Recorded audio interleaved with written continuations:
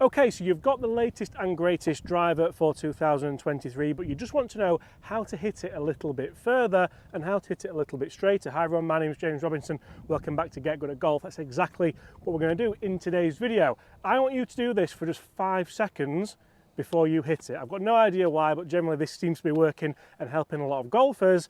I want to make sure that you are putting the club in the right position to hit long straight drives, and by that I mean the right position throughout the golf swing, the right positions, should I say. So as soon as you're set up to this golf ball, I want to make sure when you take that club away, you're taking it away so that club face is nice and square.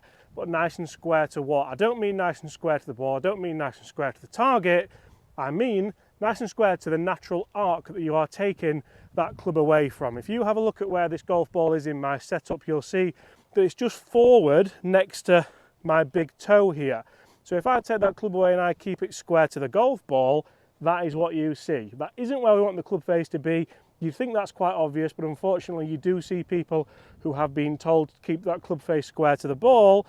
But also if you say, right, let's keep that club face nice and square, you see people do this as well. It's nice and square, club face is pointing that way, toe up in the air, which is what people used to be taught.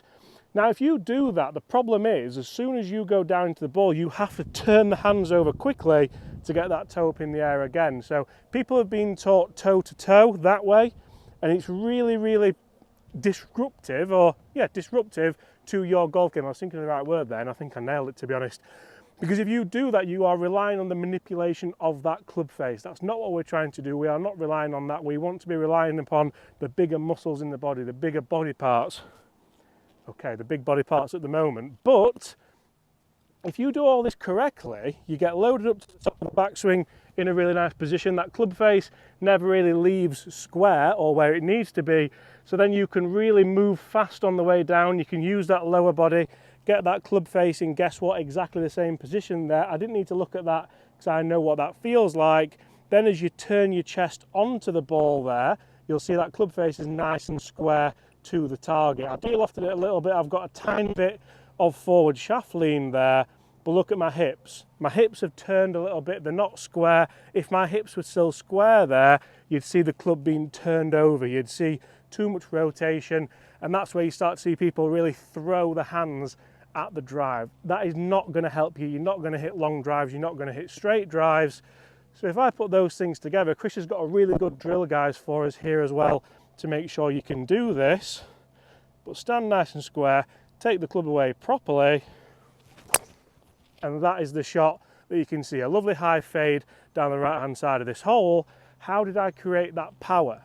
I created that power by using my lower body and having the correct sequencing from the ground up. I didn't create the power by using the shoulders, by using the arms, by using the wrists.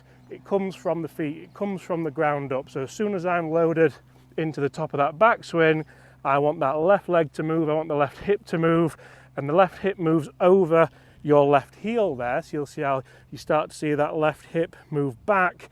That gives you loads of room to keep turning through, keep turning your chest, keep turning your shoulders. And when we talk about sequencing, we've hit the nail on the head there because we are sequencing from the ground up. Guys, make sure you do that, make sure you go through those checkpoints. Now Chris has got a really good drill for us to help you hit longer, straighter drives and generally get good at golf. Make sure you subscribe if that's what you want to do. Right, so as always there, great points from James. And guys, if you're wanting to improve your game and you want to do it online or in person, drop us an email on that email below to help you get good at golf. But we need a drill. Obviously we need to be thinking about what do we see. So James has talked about it. Yes, we need to get in those right positions to then be able to square up that club face. And a perfect one is takeaway, because if we don't have a takeaway, if the takeaway drops inside, my hands roll here, I'm already trying to rescue this club. I'm already then thinking, am I going to throw it over the top? Am I going to keep it behind me and get into this position, which we see a lot, people getting stuck, and then from there we're either going to hit it over onto another hole or we're going to try and hook that on line. So yes, there might be a lot of golfers on there who said, okay, we were more from the Seve era where it was obviously trying to get toe to toe, which yes, if that's working for you, then that will continue to work. Consistency wise, now we know that we need to be thinking about getting the body working a little bit better to square that club face up. We're not relying on a little bit more timing, and again, if we do that, we're going to get that a little bit more distance. That certainly could help you keep your handicap where it is or get it lower, as we all want. So obviously the takeaway is a big point here. So like I say, if we pick that club out, we're going to start to see, yes, that's not matching with this club on the ground. So the club is there. If I get into my setup, get my ball position good, if I make that first move away, as James knows it as, we should be able to get that club head to cover the iron head on the ground. So from there you can see that again that is starting to match towards my spine angle. From there I can start to hinge my wrist, start to set the club and start to get into this strong backswing position. And then on the way down again I want to be getting that club more out in front of me, which again is covering that club head. So from my position here I can't see that club head on the ground, and then from there I'm starting to turn, release that club head, and you'll see how that'll square up nicely, a nice strong position. My right arm still has the bend in it, and I'm pressuring that golf ball towards my target, and on the way through I will come through to that finish. So it's a good reference for obviously where your takeaway needs to be, and where in the downswing where we want to get into that impact zone, that's where we want it to be. So a good drill for you to do is obviously go back, check from there up to the top, and then bring it down as if you would in your downswing, nice and quick, nice and like you would be if you was going to hit this shot, and start to reference where that is. If you start to see that, oh, I've done that, right, this club's way outside there, then we know that's going to be cutting across, we've come over the top, and I'm going to be hitting a glancing blow. We know it's going to be off the heel, we know it's going to start to slice to the right, we then start to do the classic, we aim further left, and we still hit it further right.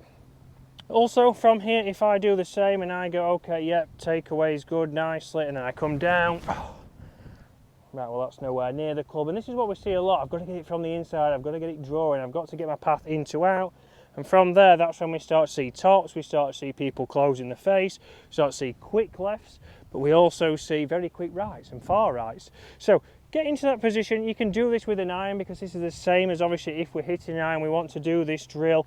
Very similar with your wedges as well. We want to do even with your chipping, even if I was in my closed posture, we want to be covering that club head on the takeaway so we know it's in the right position. But once we've done that a couple of times, we can start to come in, takeaway, yep, good, up to the top, down, yep, that's good. And then from here we can then start from the beginning and go, right, I've got that feel, I'm straighting over this ball. Nice pressured golf shot that started down the middle, drew down the left hand side, James on the right half, I'm on the left half, but you can see that's going to give us the feedback, that's going to start to get us with a structured process for how do I get my takeaway good. I can then load up to the top, but then how am I getting it down? If you can understand what you are doing, you're going to be able to break down what kind of shots you're hitting and where they're coming from. So when you do go for lessons, or if you do come for on lessons with us, then you'll be able to say, right, this is a shot I'm getting, I think I'm coming a little bit inside because I've done your drill, I know where it's going, and that's going to help you get good at golf.